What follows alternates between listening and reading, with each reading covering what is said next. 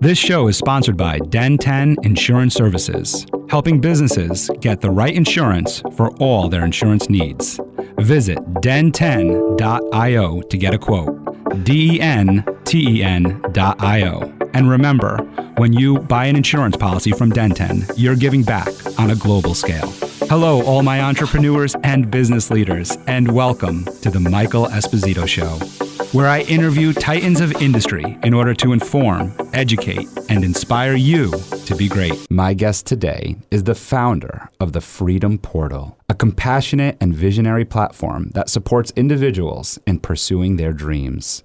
For over 20 years, she has empowered young adults to unravel life's most profound questions, guiding them in the I'm tricked up on this word here. Help me out here. Simultaneous.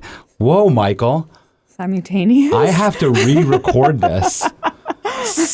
I think this... Yeah, but I think it's misspelled. Simultaneous. Simultaneous? Wow, simultaneous just messed me up.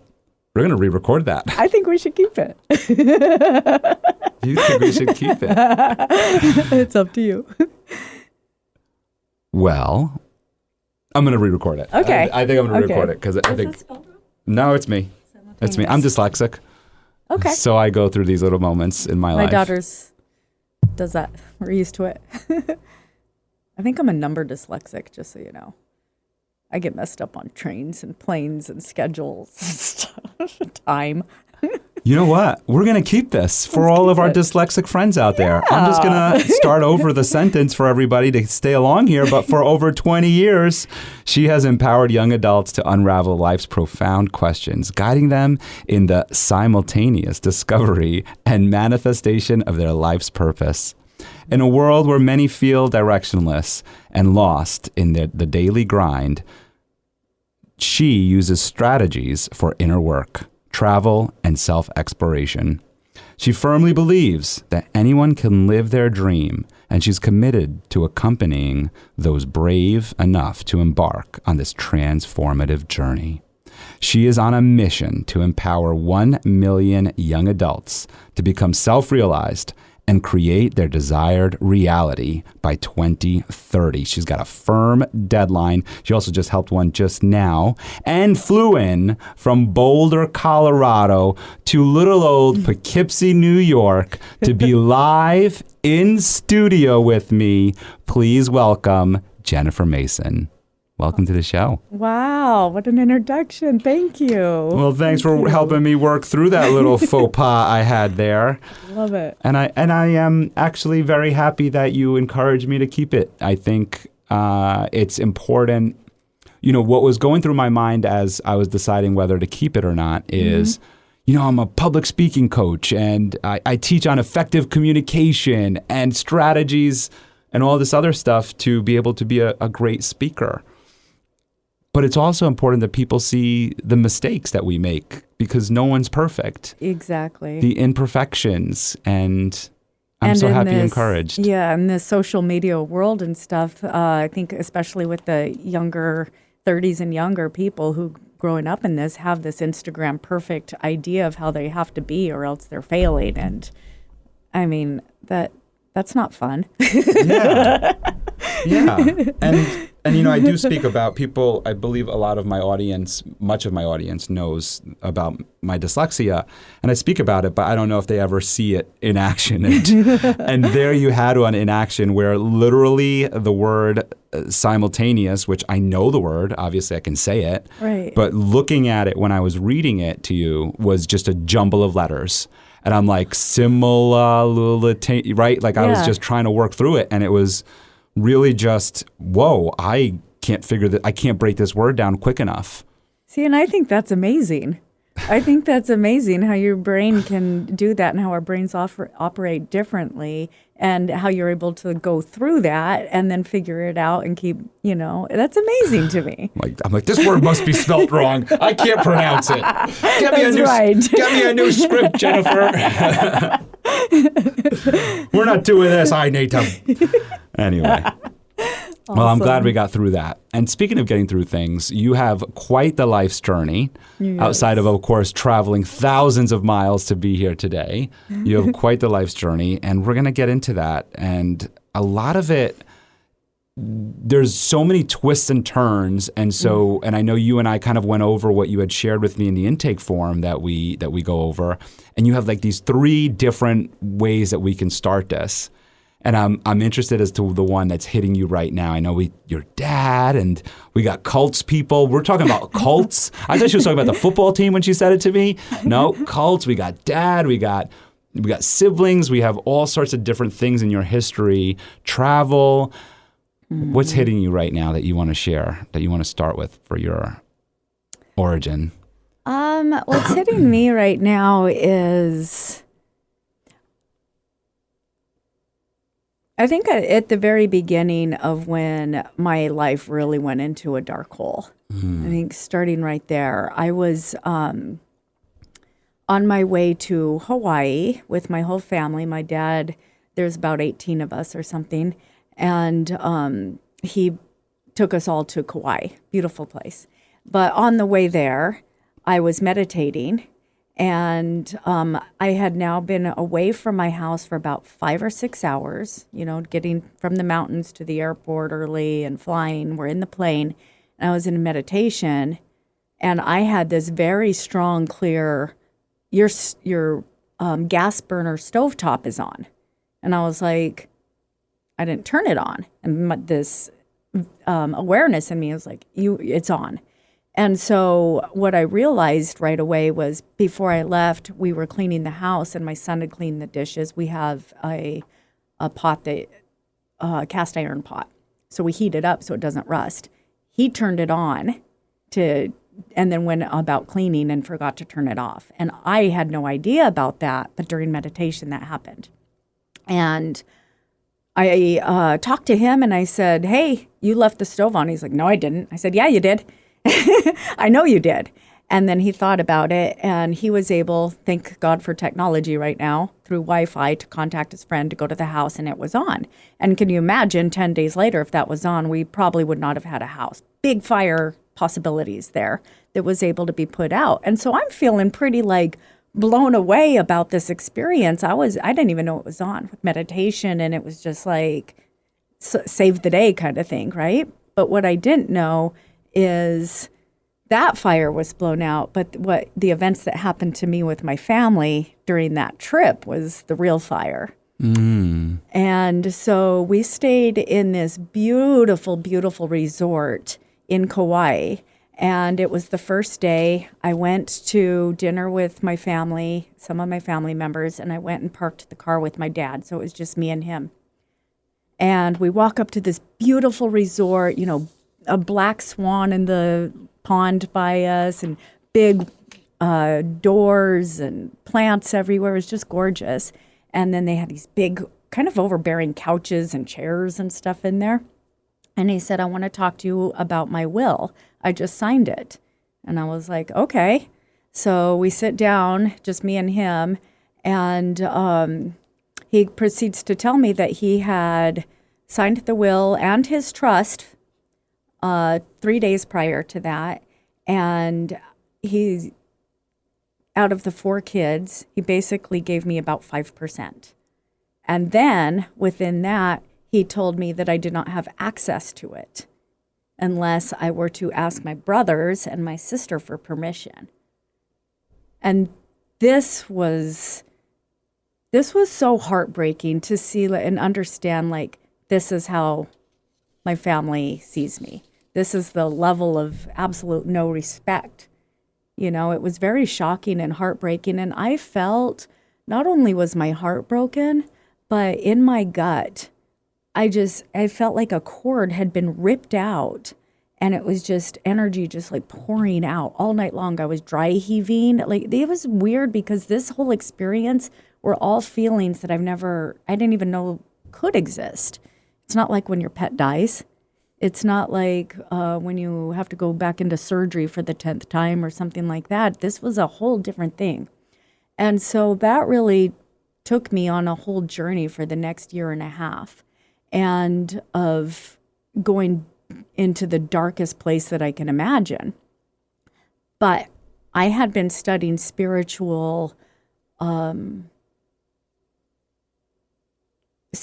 texts and courses and meditations and stuff from all around the world for my life. And what I did know was that they all keep saying that we are responsible for everything that exists to us, right? They say that we create our lives and we have the power to create our lives. And so I went on to this deep exploration as trying to figure out, trying to take responsibility for this rather than being the victim of my dad writing me out of this whole thing. And I was sick. I was lethargic for the next 9 months. I couldn't get out of bed. It was just miserable. But I kept pursuing. All I could do was meditate. I just meditated. That's the only thing I had left in me. And trying to figure out the source of this. And one day, I woke up and I realized, it just dawned on me that when I was in middle school, I had a very trying relationship with my dad. He was very mean, and specifically to me. But and I had all these, we were more of the wealthy people in our community. And then I had all these other people in the community that were not so wealthy, and they were a lot of fun, mainly Hispanics, I will say.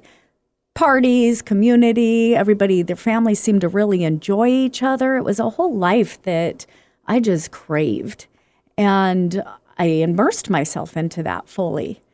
But what I decided when I was in middle school was that the reason my dad was so mean was because he had money. I created that belief. And this dawned on me that day. That's where the source of this came from. And my dad is just a puppeteer in my creation. And so as soon as I realized that, I just started laughing. I felt like this was the biggest cosmic joke of all time because I fully saw the responsibility for it of myself. Thought it was incredibly amusing and creative as far as how it played out many years later.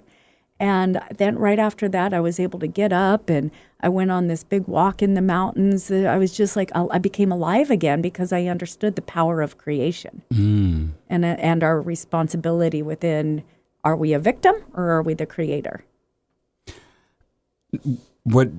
There's a couple things that we're going to be talking about for sure in terms of this, especially with the way you just ended. Are we the victim or are we the creator?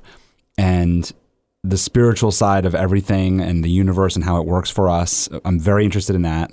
I'm also very interested in the story that we tell ourselves of what money means to us and whether it's good or bad or evil and the attachments that we make to it. And our money stories, we see them play out in our lives. And as you're saying here, I just want to dig a little bit deeper too into the relationship with you and your dad, because you have 4 siblings, you said, or you're one of 4 siblings? I'm one of 4 siblings, and yet you're the one who was chosen to not receive most of the inheritance. Right. And I think we all assumed that once you said this lavish family trip out to Kauai, we all were on the same page as you in terms of where the wealth is in your family. Mm-hmm. So you mentioned this history with your dad of a trying middle school time of adolescence. Mm-hmm. Was there more that played into his decision making, or in terms of maybe a lack of relationship or a difficult relationship? Or what I was kind of thinking in the back of my mind was it that he saw that this is kind of what you needed for your life, and it wasn't a punishment, but it was actually a reward for where you're headed in your journey? No, there's definitely not the latter. Right. Although he convinced himself, well, I'll give you the story. He's from the Midwest, his blue collar family growing up, and he created his own world. And he was extremely successful at what he did. What he created, it's to be admired for sure. And what did he create? When I was growing up, he he was real estate. He had his own construction company. Later, he had a gas station in town that he saw wasn't business-wise working out so well. So then he created a couple Wendy's franchises, and then he had apartment buildings that he created. So he's a self-created man, and he was fantastic at it. He really was. And I was the person who, when I was young, the universe was like, wow, this is to be discovered. This is to be explored. What's my purpose in it? And what I was getting from my upbringing is that it doesn't seem like pursuing money makes you all that happy, because this man's cranky. And so I really took that as my PowerPoint of, I am going to do whatever it takes to discover whatever this God is, because I feel like the people meditating in the Himalayas have a much better idea of what that is than what I'm learning at this church of this man in the sky kind of idea. And so that was my pursuit, that I was going to do. I did that. And so do you feel that you didn't fit his mold? Exactly. And that caused a lot of friction? Absolutely. And your other siblings, I guess, fit the mold? Oh, they fit it very well. They fell in line. Yeah, and they do good with it, and they're happy and they're doing them. But he had no... And so there was could it be a control thing, and that you weren't allowing any outside controls over you? Exactly. What? As I ask this question, and I certainly want you to expand on the thoughts that you have currently in terms of all of this, but it just makes me think of our listeners, of anybody who's in a situation where we have this idea that we have this maybe deserving wealth coming our way, or maybe a loan that we feel like we deserve from a bank or from a lender of some sort, or whatever it is, and we don't understand why we're not getting it, or we don't understand, or we're like, we feel that pain, that the pain that you talked about earlier. I may not have felt it the same as you. Maybe we don't all feel things the same as each other, right? But I know I've experienced it with family, feeling that I think what it is, it's this feeling of alone and disregarded, and feeling like you don't exist in their eyes. And so you almost disappear, because we're still finding ourselves a lot of the times, and that's why we're feeling that way, because we don't have the strength to figure out that we do exist. It's just different, right? Which took you over a year to figure out. So I have experienced that, and it really is a terrible, terrible place. But in your journey of self-discovery, my journey of self-discovery, we find that that's not true. We just exist in our eyes in a different way. Yeah. And that's okay too. Anyway, I go back to what we were just talking about with your dad and you not fitting the mold. And so you didn't fit the mold. I want to just, if we can just stay for a second in terms of his creation of wealth. Yeah. You mentioned real estate and Wendy's franchises and construction, I thought I heard, or right? Yeah. And in building all this. Because you say creation of wealth, right? Which is interesting that you use that word creation, right? Versus he built, or he was a part of a group, or he was a developer and earned. You're not using those words. You're using created. Yeah, that's true. And plays into what you do today. So I'm interested in, through your eyes at the time, what were you seeing? What was he doing that was giving you the impression of, he's grumpy and all, but this guy's a creator? Honestly, I mean, he was his own business all the time, and especially in the small town I grew up with, there wasn't a lot of that. I mean, there was, but small businesses kind of around and stuff, but he was very successful at it. I can't say that at that time I thought of my dad as the creator. It's an interesting reflection. I didn't even realize I was doing that. But you saw him starting things from scratch is essentially what you're saying, I guess. Okay. Yeah. Like, he designed our house. He built our house. I grew up in this house. I love that house. It was amazing, So he really did create out of blue collar Indianapolis area. His dad was a bus driver. His mom was a nurse. And he had a very intense upbringing, especially with his father, and that, how that goes, that always carries on, right? Of course. I was thinking about that this morning with my dad. Okay.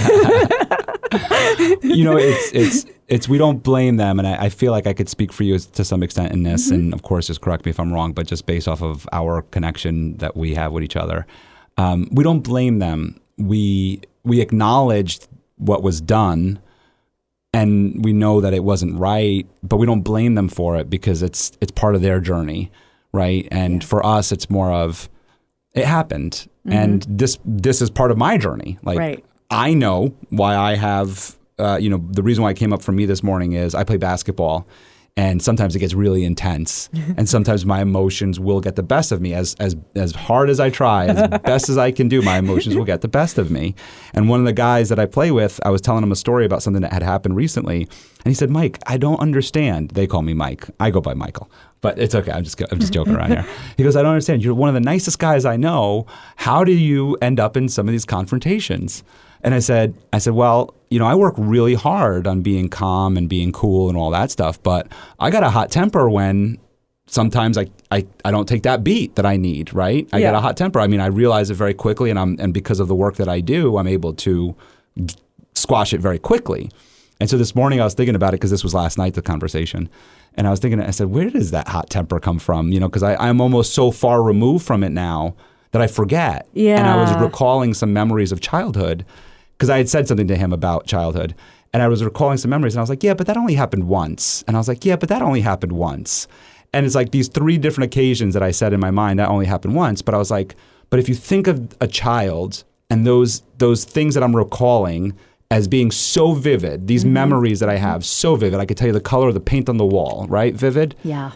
Well, then that impacted me, because they were fights between me and my father as a very young child, as 6 or 7 years old. They impacted me probably to this day of where my temper came from, of a frustration of not being able to release my thoughts or my feelings in that moment because of this bigger person there, right? Yeah. And so that had to have affected where I am today. But my father and I have a wonderful relationship. I love him to death, and it's not because I'm delusional. He's repaired his own issues, right? Yeah, and we've repaired our own issues between each other. And so when I look at that past, that history, I go, it was part of his journey. He came from an abusive alcoholic background, which thankfully for him, he was not. I would never consider him abusive or abusive in any sense of the word. But he had his moments. He was also a Vietnam vet and is a Vietnam vet and has PTSD. So he had his moments of dealing with a young boy who was also very much like him, outspoken and wild, right? So I don't blame him for what happened, but it did happen. Right. And it does play a role in my personality and who I am. And so it's that acknowledgement of it without placing blame. I would go into that if I were you. I would go into that deeper and really think about, in those 3 moments, what do you really recall? Okay, this means this, or what kind of belief, what kind of attitude did you take on in that moment? Now we're having fun, everyone. And we're going to get back to the stories here, but Jen's doing a little coaching with me here. I love it. One of the moments I remember very vividly was fear. Yeah. And it's weird because he never gave a reason for me to be afraid of him, right? It was usually a bigger bark than it was a bite. It was usually a lot of screaming and maybe breaking my toys or something like that, of this tantrum that he was throwing in that moment. Of what I realized today, and especially with PTSD and understanding it and everything, is it's just a release of all of these chemicals that are running through him and trying to figure out how to get it all out to get back to normal, and breaking things and screaming helps release a lot of that. It does. But to a 5-year-old or a 7-year-old, whatever I was at the time, that's scary. And so I do remember one of those moments. It was fear. It was I'm afraid of what's to happen.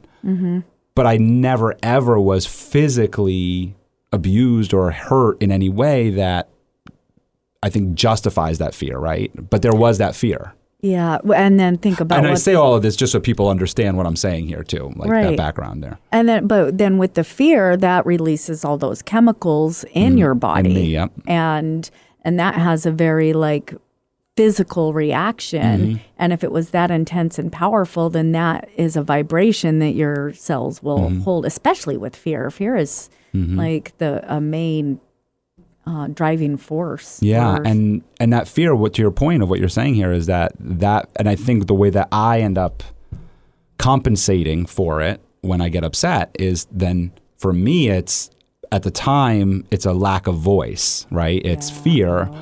So you can't speak, right? Yeah. Remember those dreams when you're going through that, those dreams of like, I can't speak or I can't move. In my dream of I'm held down and I can't move.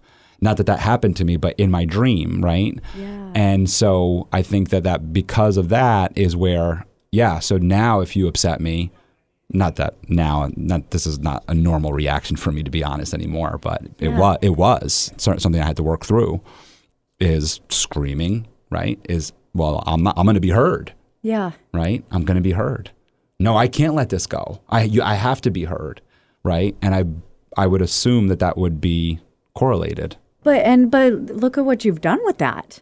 With your communication, you're writing your book on communication, you've got these podcasts, you're helping these kids. You've taken that, like, I can't use my voice into expressing it to the world in a beautiful way. Yeah. That's cool. That is cool. Yeah. So thanks, Dad.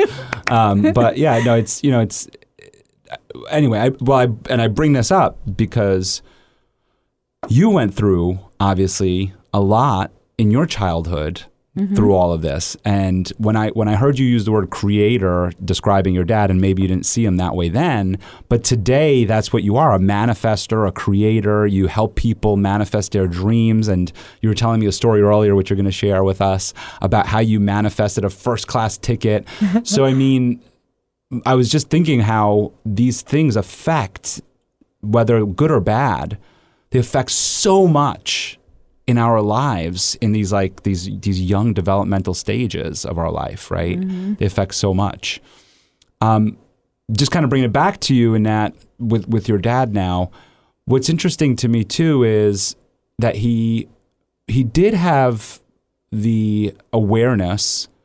One, he brings you on this trip, which is interesting, right? Right. That's interesting in itself. The very first day. Let's put that in perspective.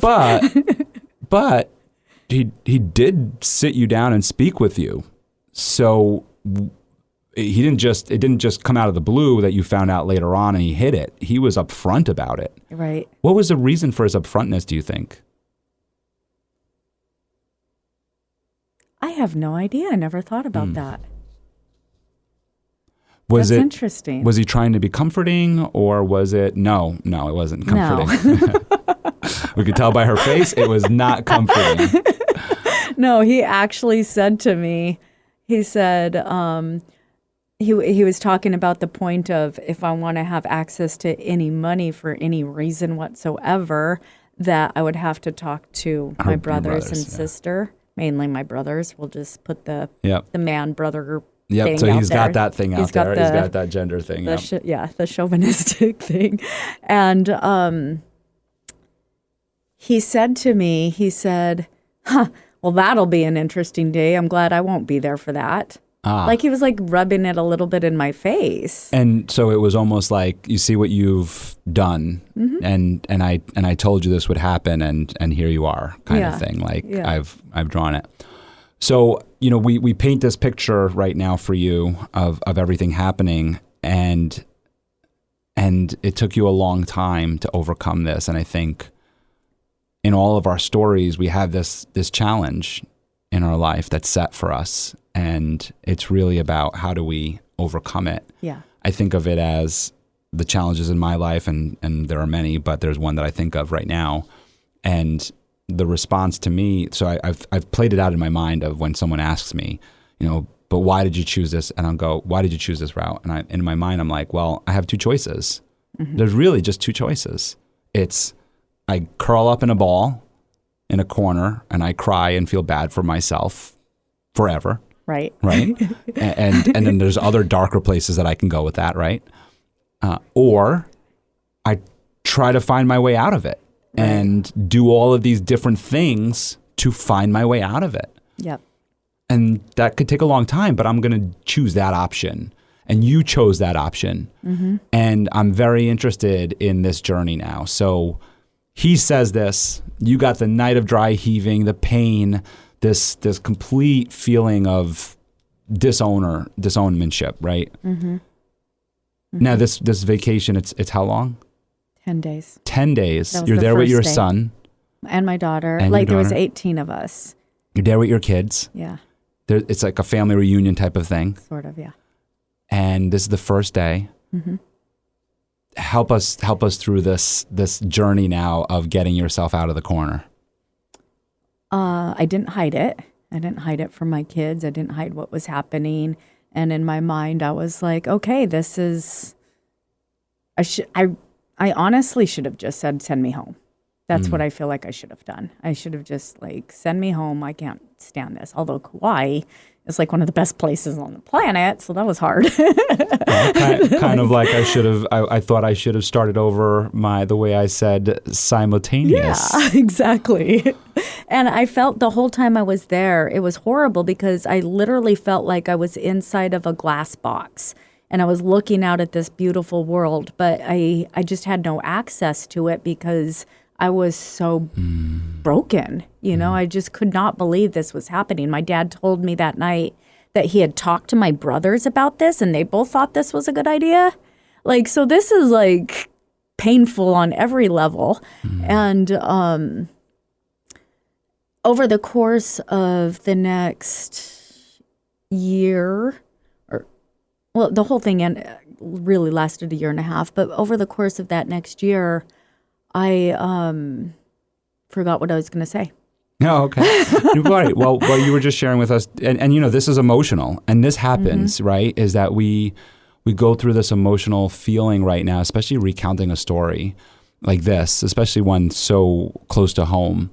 And you were just sharing with us how, you know, your father shared it with you, and your brothers knew, and you're in this beautiful space, and yet you feel like you can't be a part of it, which is something that we all feel to some extent in the different places in our lives, especially the people that you help, in that we see this beautiful world around us. We see these beautiful homes. We see these beautiful cars. We see these wonderful jobs.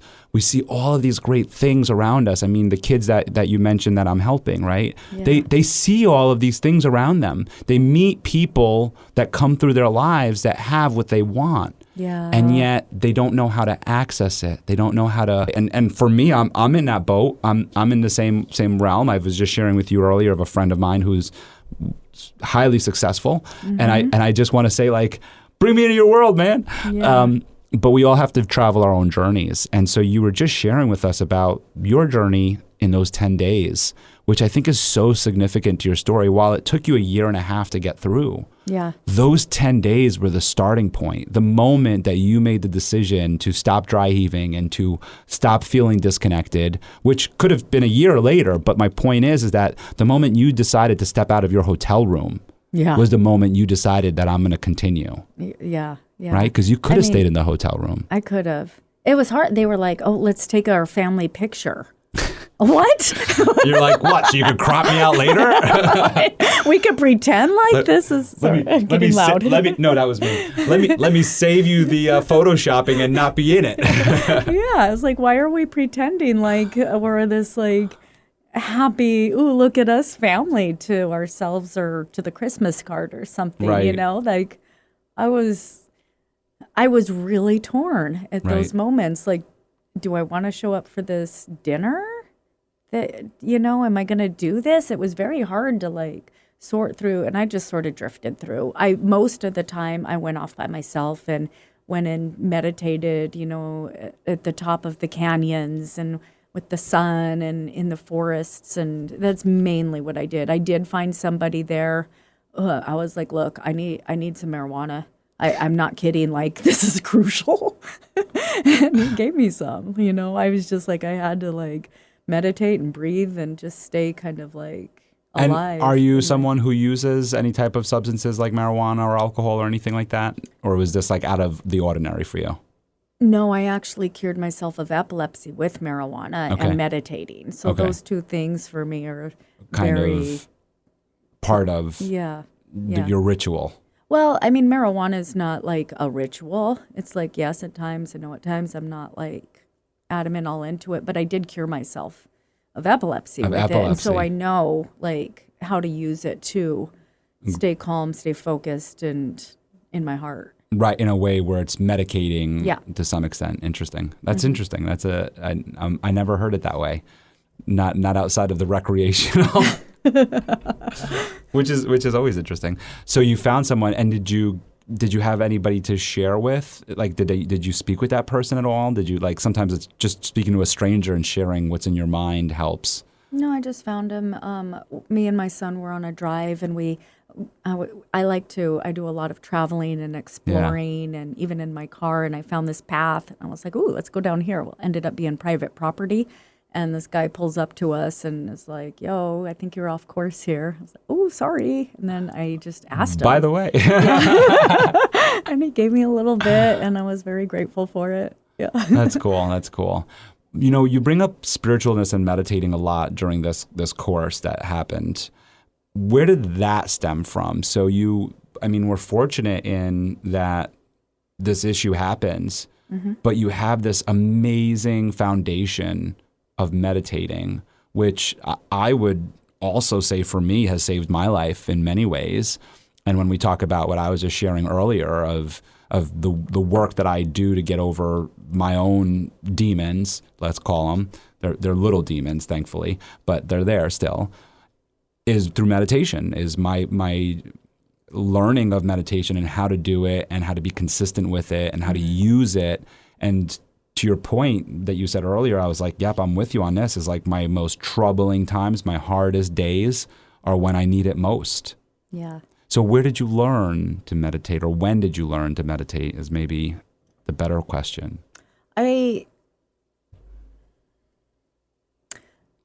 So when I was 16, 17, that's when I was really like, okay, there's a lot more going on to this God situation than what I'm being Were you exposed a to. party girl at the time? You mentioned that you were hanging out, partying with the yeah. other people in the community. So you were kind of like a fun, Oh, yeah. free spirit, Yes. hanging out, experimenting, having fun.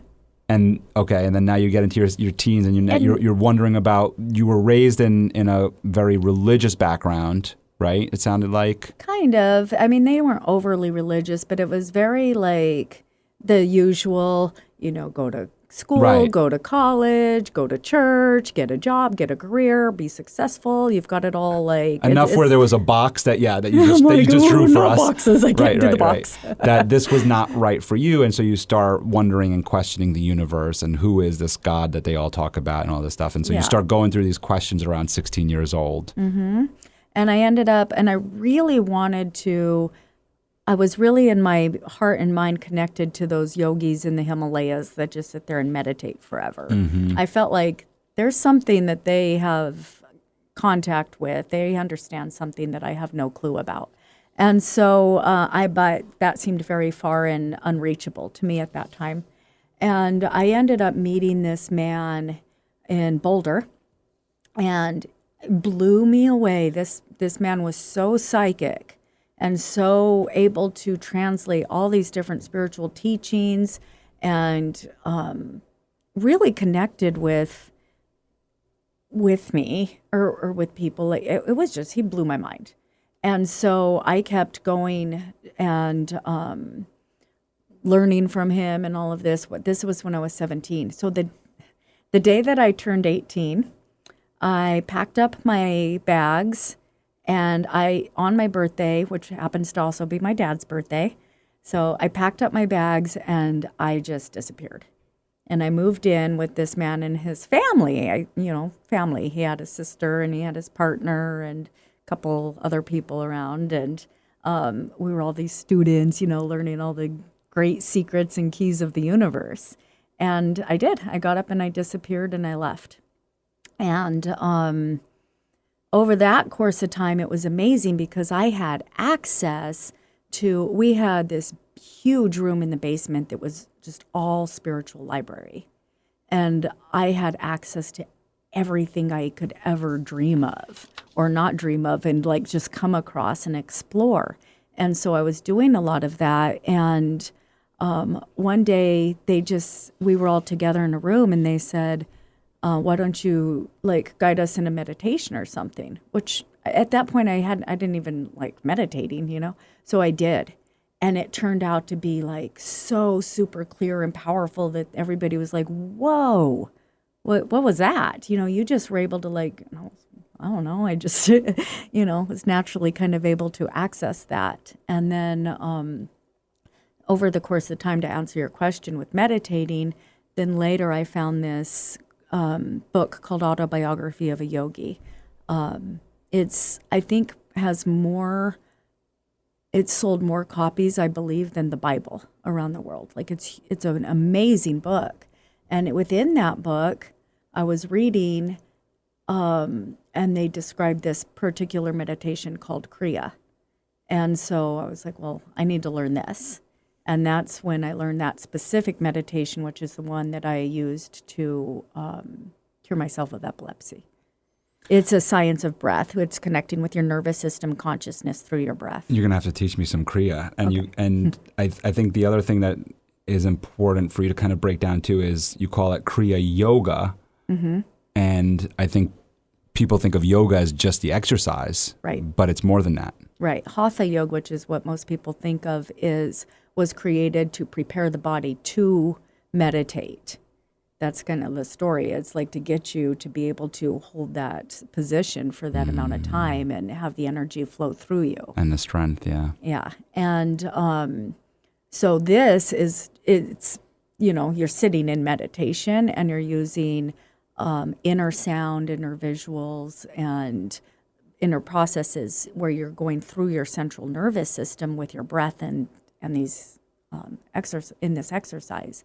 And through that, it clears the obstacles that you have created over time while it expands your consciousness so that you become your own master, you become your own awareness consciously. And the side effect was me doing that was the epilepsy curing itself. And that turned on my like superpowers. Yeah. Like you have all this stemmed up energy. If you have it flowing, it's amazing what you can like open up to. Yes. Yeah. Mm-hmm. That's incredible. This brings us to when we're talking about not the football team, but cults. Yes. And, I when you brought up this gentleman, I was thinking, okay, I am interested in a couple things before we maybe get into the fun little Netflix version of this whole story. But before we go there, I am interested on the positive side of this meeting encounter with this person. And you mentioned he was a psychic of sorts. Mm-hmm. I mean, that part you don't fake, right? So I'm in, unless he did.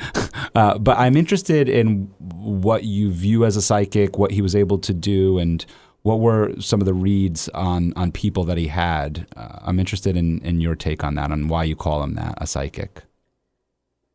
He was really good at, he used tarot cards as his like main thing, but not like anything I've ever seen since, or but he would lay him out, but he was just able to, because tarot cards, it's a subconscious language. Okay. And so he was able to just access that subconscious stuff and reflect back to you or discuss things in you that just you wouldn't be able to just normally do unless you had a very open channel to be able to do that. Which leads me to, he was also a channel, where he would channel these different entities. And to me, that was like, whoa, and there was very he had this extremely strong, powerful, kind of like the lightning power of the universe sort of like feeling to him. It was very intense. It was very, very intense. And then, just being able to be a channel, I thought was incredible. I'm 17. And because, of course, we bring up the word cult, we start thinking about fraud and things of that nature. And I'm not talking about financial fraud. I'm saying in a spiritual sense with you right now. Yep. Where my question goes in that is, in any of this, did you ever feel like it was made up, or it truly was? You really do feel like there was this. It wasn't made up. But what I realized over time, because I was there for, I don't remember, 4 or 5 years, I have a daughter out of this situation. And that, when I had my daughter, helped me like see again. That's when I was like, my heart opened up to love, and I started like becoming like this beautiful, like compassionate, like person.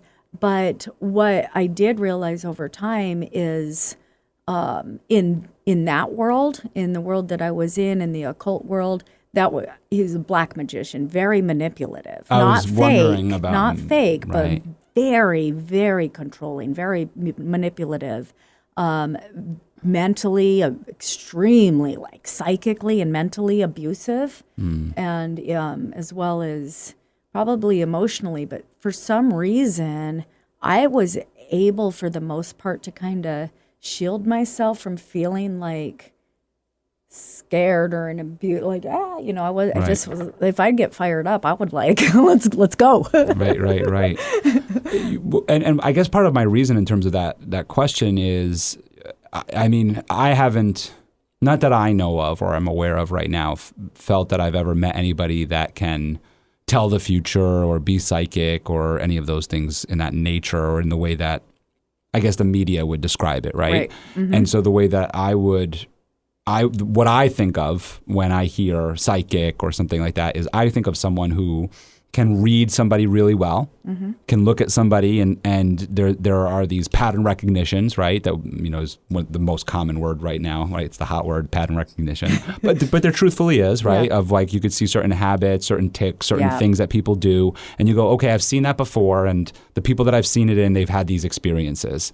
I've seen this before. The people that have that, they have these experiences. And so I can make some, I guess, educated guesses in the moment, trusting my intuition, which we go into spiritualness and manifesting and all the mindfulness of like trusting my intuition of, I've seen that pattern before, it usually is this, and I'm going to say it confidently, and sometimes I'm right. Maybe more often than not I'm right? And then we go into the manifesting world of planting seeds in someone's mind of, you're able to accomplish this, or you will accomplish this, or this will happen in your life. And sometimes we could speak generally. And of course, those things happen. Someone you love will die. Yes. Right. Someone we all love will die. Right. Who's that person? I don't know. Probably the oldest person in my family, right? So I guess based off of that description of psychic, I go, all right, was he really psychic, or was he just really good at trusting himself and call it pattern recognition? I hear you. When he would get fired up or just really like into that like intense power, I am not kidding you, pull lightning out of this, like lightning. There were so many stories, and I'm talking like, this might not be for your audience so much, but seriously, like ET encounters. My audience is right here. I want to hear it. I want to hear it. ET encounter, like all, when things would start happening. You could see things moving. Because you're moving your arms, just so everybody can hear. Okay, so yeah, no, that's okay. You move your arms. I'm talking like lightning coming out of the sky, or spaceships coming over, like. And you could see this. This was stuff that you would see, that you witnessed. No, it was very, very. Right. Sensory real, right, in our physical sense life, and I just can't. So it was more than just like I was just describing. Like, it wasn't the 1-800 psychic hotline. Right. He just wasn't. It was and the word that just keeps coming up is, you would not believe the power that he had, that he had access to, and unfortunately, he was very, very dark with it. Right. What you described, and so this was the cult. Yeah, it was, and I would say, and I didn't even realize, honestly, until about 10 years ago. Oh my goodness! I had Did no it have idea, a because name? it wasn't. It was cult-like. It was cult-like, right? So it didn't have. The woman who was his partner when I came into this situation, her and I are extremely good friends still. Our kids have the Sure, same. yeah. We have the same kid. Right. All of this. You have a strong connection. Yeah, and she's the one that's like it was cult-like, and that's true because it was a small little family cult. Like it wasn't this big organized anything like that. It was a very small. So what would have been his purpose then? Was it because of the power and control that he had to do this? His purpose for what? For this cult-like situation, then, if it wasn't for money or fame, what was it for? I think the power and honestly the when he's so dark that he just had to keep wrapping himself up with. It turned into this crazy, even though he had all this power and psychic abilities, the ego thing was just out of control. So when you get so wrapped up in that, you have to keep feeding it. And so for him, it worked to feed it with a smaller group of people that he could, I think, keep feeding off of, controlling, manipulating into the, self-serving ego stuff, really. Yeah. What's interesting is you left one controlling situation and blindly entered another controlling situation. Right? And it's always comical for us, right? Because we do this to ourselves. Yeah. I hated control and structure as a child, and I realize today that if I don't have structure, I'm a mess, right? Like my wife and I joke all the time. She'll tell me something, and I won't retain it one bit. Like, Michael, you need to be here on such and such date. No retention. But if it's on my calendar, I'm there and I know it, right? And I always tell her that, send me a calendar invite, because if you send it to me, I'll be there, and we're good. It's good as gold, which is so funny, which is so counter to my childhood of like, the calendar. I don't even know what a calendar is. Like, I didn't even know the days of the week. I didn't even want to know the days of the week. Exactly. But I go back to why I bring this up is what from these experiences that you had. And especially this one, right? This one this cult-like experience, where you learned so much of what you do today. Yeah. How were you able to to remove that black magic portion of it? So how were you able to remove the negative light on it? And very similar to your childhood, the negative light on money, to be able to move into where you are today, into the space of using this for good and seeing money as good? Well, for the first question, it was my daughter. When I had her, I am like, I'm a mom. Yes. When I asked you how many kids you have, you said, I don't know, dozens. And I went, wait a second. That little frame, I don't know. 2 of my own kids. But yeah, when I had my daughter, it was just pure love, pure light. She was the most amazing little thing to my heart. Many of us have kids. It's just so incredible. And because of that, after about a year, I was realizing I can't raise a person. And what is this? Where am I? How do I get out of this? Uh-oh. Big uh-oh. And she's your first, or your son was? My first. She's your first. She was my first. Yeah. So, that is what really and it's just, Oh, geez, my phone is usually on silent. That's incredible. I wonder who that was. It's a mistake on my end. I always have it on Do Not Disturb, so we're going to keep going. Go ahead. That's okay. So, when you go into a dark closet that's like light proof, you cannot shovel the darkness out. There's no way to just get the darkness out. The only way is to turn on the light.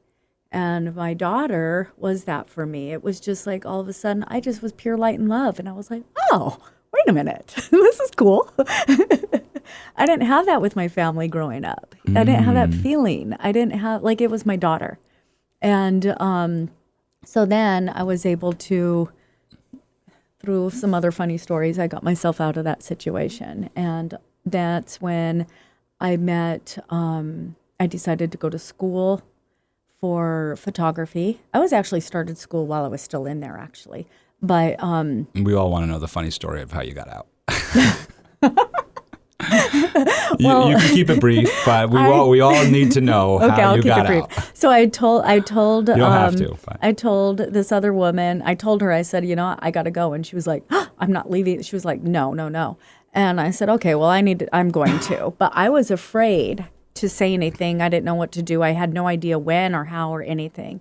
And I was gone one day, and I came back home, and there was a huge fight, and with the two of them. And she told him, I'm leaving. And he said, well, Jennifer or something's still going to stay. And she's like, no, Jennifer's leaving too. He ended up grabbing her by the neck and choking her and just like holding her like really by the neck until she didn't pass out, I don't think, but it was a very like horrible situation. And then once I got there, I found out this happened, and she had said, I'm leaving. And I was like, oh shit, she told him I was leaving. Like, ah. And you're like, I was trying to sneak out of here. Yeah. So then that evening, his sister took him out, and me and her packed up our stuff and left. But it was, I say funny because I didn't have the courage in myself to do anything about it at that moment. I didn't know how to get out, and I came home, and it was like this horrible situation that had just happened. You said something that she was probably thinking for years in terms of leaving, I guess, for her to want to leave. Subconsciously, because when I told her, she was like appalled. Like, right. But then meanwhile, she was ready to leave too. Apparently, as soon as she got choked, she was like, okay, maybe I should go too. So then, but at the same time, you were taking photography courses. Mm-hmm. And so you continued in these photography courses, you were saying. Yeah, I did that. I went to school for photography, and that's when I met who I was going to marry, not at school, but I met him in Denver. And then we had our son, and I tried at that point, I kind of questioned myself. So I tried the whole normal thing of, okay, let's get married in a house and, do the prescribed formula. That didn't last long. I woke up one day after 3 years, and I remember staring at my wall in bed. And I was like, this is not my movie. What the hell am I living here? This has none of what I'm doing is anything to do with me at all, like nothing. And so then we ended up getting divorced and co-raising our kids separately. Super good friends. My birthday was yesterday. He came to my party. Like, I love this. He's a wonderful human. Just, we were from two different universes, and I just tried something else that was like not quite, not me at all. So, and then just to jump over to your money question, like how I realized that for me to actually really be able to help people, I have to also it needs to be sustainable. And so I was really working for a long time trying to sort through my own money stories, like you were talking about earlier. And I realized that way before this moment that I told you at the beginning in Hawaii, but I couldn't ever actually come down to the core of it until then. And then during that year and a half, I was watching, do you know the quantum physicist Nassim Haramein? I don't. Oh, you got to know him. He's so good. I'm sure he'll pop up now. He proved consciousness mathematically, just recently. Nassim, Nassim. He's from Switzerland, I believe. Haramein. Don't ask me how to spell that. But we'll find him on Google. Yeah, when you start Googling, it'll come up. He's amazing. But very recently, he proved consciousness in physics and in quantum physics. There was a big separation, and the two would never come together. Of like, it was a big number. Like, I don't know what it is, 4%, 0.4%, whatever it is. For mathematics, it was like universes away. Why would they not come together? And this man proved it. He created the bridge, and it's consciousness. Between consciousness and... Well, he proved what he did is quantum physics, like the universes and galaxies, and then, the physics, and then quantum physics, the atoms and the Plancks and the electrons. There was those two mathematical worlds were separated by a big number. Okay. And he was able to solve that separation because he understood that you can't have anything without consciousness. So he proved in some people's the God word, but in a different way than. Mm-hmm.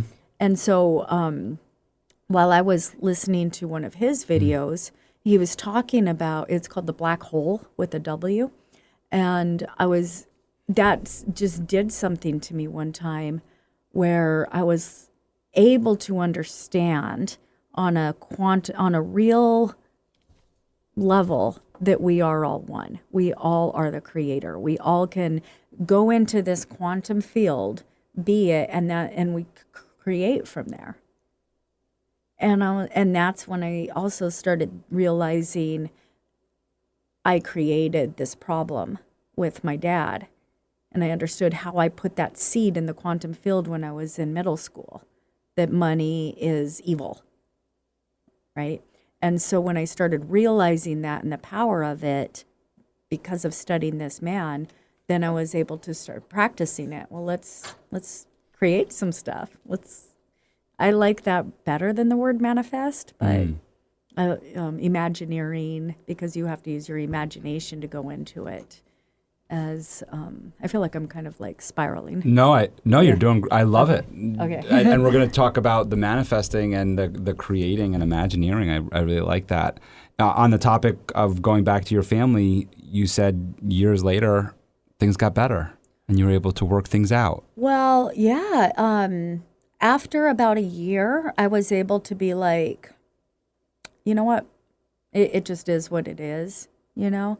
I'd gone through all of these different understandings and this stuff within myself, and just kind of, I was still distant with them. I was like, yeah, it's hard, of course. Oh, why don't you come to this gathering? No, I'm good. I'm good. Right. I think you guys go ahead. And what I found out later, because my mom had signed that, and that was like painful to find out. Like, I'm like, what? Well, what I found out way later is that she didn't know until that day. And so she's thrown off. But she spent the year arguing with my dad, while I spent the year coming to terms in myself. And once I let it go, and I was just like, whatever, like this is just what is, my dad and mom took me out for a birthday dinner my mom kept saying, you need to go. And I'm like, I'm good, you know. And then my dad ended up telling me, you know how I did all that stuff with the will or whatever? Well, never mind. That almost pissed me off more. Right. I was like, wait, what do you mean never mind? Like, you can just like wait a second here. Put all my work to shame. But that just was also a reflection of how that was all self-created. And then when I let it go, it rewrote itself. Yeah. You know, it did. And so even after that, like it still took me some time to kind of like warm up, but through some other courses of some other family things, like with my daughter, we all just ended up not even working through it, but being. But we were able to be naturally without these crusty things around us of shells and stuff. And I'm able to have a relationship with both of my parents now that I have never experienced before. The stuff before to me felt very false and fabricated.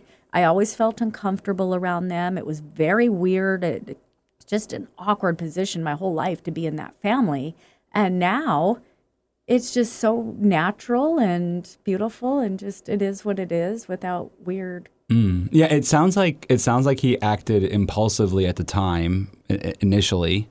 Like there was this, what we said, this like resentment for you didn't let me control you, and so now you'll see. It sounded like an impulsive, right? And then your mother worked on him for an entire year of saying like you're being irrational, obviously, and she's your daughter and you love her. Obviously, I think that he does love me. Right, he does. Yeah, I don't want to allude that he does not. It doesn't sound like he doesn't. It sounds more of like he's just, like you said, just a grumpy old man to some extent, right? We'll call him that on the show. And so he acted impulsively and came to terms. Where I want you to kind of elaborate on for us is this feeling of uncomfort initially to where it's no longer. What I'm hearing there is it kind of is like, you know, the wizard's out from behind the curtain and I don't need to fake anything anymore because I don't feel like I owe you anything and you don't have to feel like you owe me anything. And I can just be real with you. And so and you're acknowledging that, right? So that's to me what I got from that, from what you just shared, is like I don't need to make believe anything anymore. This is who I am. Yeah. And exactly. you've already decided whether you accept it or not. Yeah, exactly. And then it's easy. It's Yeah. just like, well, it's up to you if you accept it or not. I did ask him that day. I was like, when he said, okay, never mind, the only question I had for him was, why? Oh. Why? Like, what? I thought we were like in this weird place together. And his answer was, I learned I can't control everything. That was what he said to me. Uh-huh. Yeah. And I was like, well, you didn't figure that out when I was 13? I know, it's so funny. I have 2 daughters, and when people tell me, they go, "Oh boy, you know, you're gonna have to," and all this stuff, and I'm like, what can I do? You know, there's nothing we can do. Like if I had a boy, then you're worried about all the different trouble he's going to get himself into. If you have a girl, it's all the boyfriends that everybody alludes to being worried about. And I always, like, I have this impression of it all, and this is just me being, not the dad of a 13-year-old girl yet. So, they're only 6 and 8. Okay. So while I can still have this innocent approach, my approach is kind of like how I wanted to be treated as a boy who would be met, right? Yeah. And I think of it as, when guys are like, oh, and you when you meet the boyfriend, you got to be, stern and mean and all this other stuff. And I'm like, it's the boys that you meet as a dad, right? And this is me deciding that my daughters are straight. They could be gay too, and so whatever it is, the girlfriends that I meet, whatever it is, whatever that they choose to, or whatever their plan is in life, right? That's set for them. The people that I meet that come in their lives, I need to treat like gold, because these are the people that are willing to introduce me to. These are people that they think are good people in their life and they want their parents to meet. Yeah. To me, it's like, treat those people well. If the boyfriend comes in, like, treat him well, because it's the boys that I don't meet. It's the girls that I don't meet. They're the ones that I should be concerned about.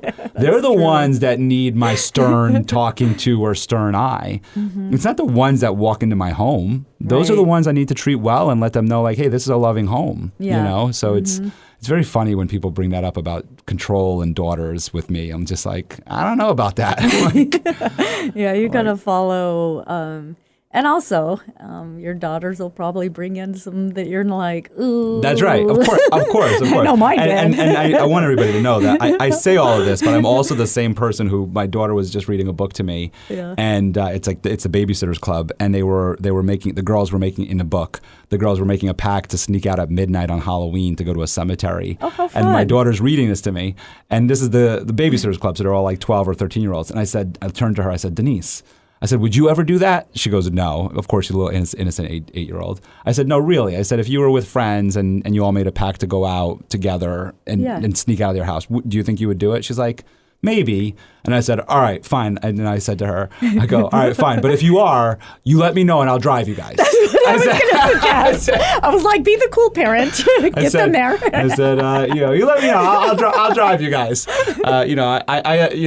Control. Or offering safety and space and guidance. Yeah. That is awesome. how I think of it. Is that's probably why I coach too. Is I enjoy being around her and her friends and getting to meet them. So you got through it. Yep. And, as I follow your journey in the intake form that you shared with me, is that you do end up in this cool cabin, and I'm interested in this cabin life. And, you mentioned to me later on, just in our conversation about living in a teepee for a short moment of time.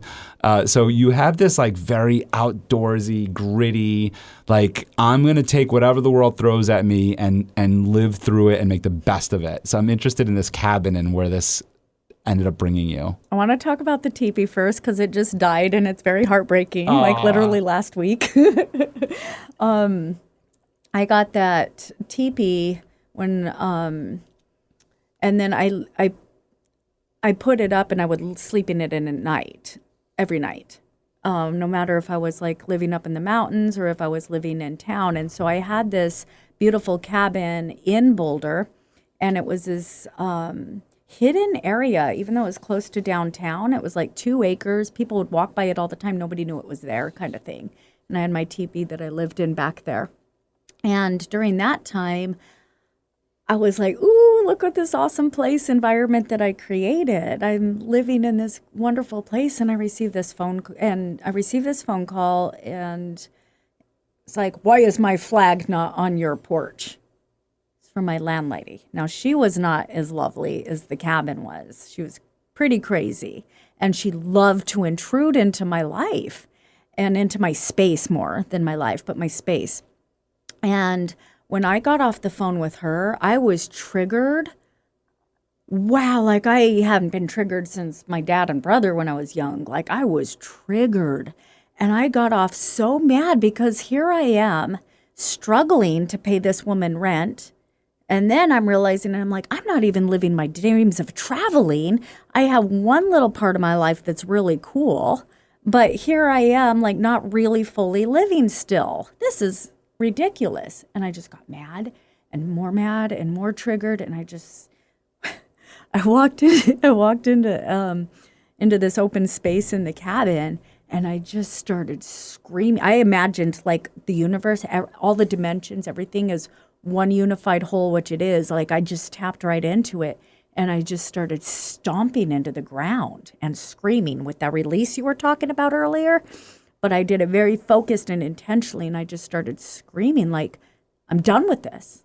I'm done waiting. I am abundant right now. I am the creator right now, not tomorrow, not next week. It's now, now. And I just like was stomping into the ground because then I could visualize everything feeling me and hearing me and responding instantaneously to me. And that moment went on for over an hour. Wow. And I was very fired up and focused the entire time. And then when I was like, felt like I had said my piece, I sat on the couch and I was like vibrating. I could feel everything vibrating. My body was vibrating. The universes were vibrating. Everything was like, okay. And then you have to integrate that and allow it. And so for the next hour, I was like allowing all my hesitancy of I wanted to travel. So I let that go. I was like, well, I don't have enough money to travel. All the excuses or all the barriers that you put up. And I let it all dissolve. And then I realized, I was like, okay. And this is 2020, by the way, December of 2020. And I was like, well, why don't I just get up and go right now? Maybe I just let all of this go. I just let the cabin go, let my life go and get up and go. Or just go for a couple weeks or months or something. And it took me a while to be like, wait a minute. And so then I meditated for another hour, scanning the world. Where am I being called to? Where could I go right now that feels like the place to be? One that's open enough because everything's shut down. I was just gonna, yeah. Travel restrictions, shutdowns. It was even right before, yeah. Because March of 2020 is when everything... Right, so now we're in December, so some things are open, a lot's not, all this kind of stuff. So what I came to was Colombia. And so I kid you not, that was on a Friday night that this whole event happened. Saturday, I thought Colombia. Saturday, I was like, yep, Colombia. Sunday, I bought the ticket. Wednesday... So in 5 days, I had a one-way ticket out of the country on New Year's Eve at midnight. I got to fly out of 2020 and out of this whole world I was in with fireworks shooting off, looking out the window. Right when we're taking off, all the fireworks blew. We went at midnight. Wow. It was really cool. And that was a one-way ticket. And I traveled around Colombia then. For the first time, I was just living in flow. I was allowing, I was just moving and letting everything and manifest and create with I'll